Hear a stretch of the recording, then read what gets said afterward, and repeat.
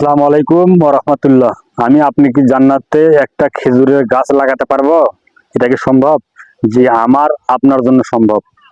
জাবের রাদিয়াল্লাহু তাআলা আনহু থেকে বর্ণিত, রাসূল সাল্লাল্লাহু আলাইহি সাল্লাম বলেছেন, কেউ যদি কোনো ব্যক্তি যদি কোনো মানুষ যদি একবার বলে সুবহানাল্লাহিল আযীম ওয়া বিহামদি, তার জন্য জান্নাতে একটি খেজুর গাছ তৈরি করা হয়, লাগানো হয়।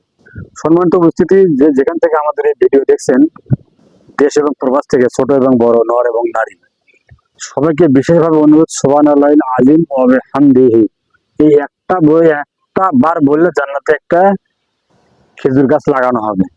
এটা বলতে কতক্ষণ সময় লাগে? 7 মিনিট, 7 সেকেন্ড, 8 সেকেন্ড, 10 সেকেন্ড লাগে। সুবহানাল্লাহিল আযীম ওয়া বিহামদিহি। আজকের পর থেকে ইনশাল্লাহ যে যতবার পারি ইনশাল্লাহ আমরা এই দোয়াটা বলবো, এবং এই ভিডিওটা আপনি দেখবেন এবং শেয়ার করে দেবেন অন্যকে দেখার জন্য, ইসলামের জন্য। আমি চাচ্ছি আপনার জন্য জান্নাতে আল্লাহ একটা খেজুর গাছ তৈরি করুন। আসসালামু আলাইকুম ওয়া রাহমাতুল্লাহ।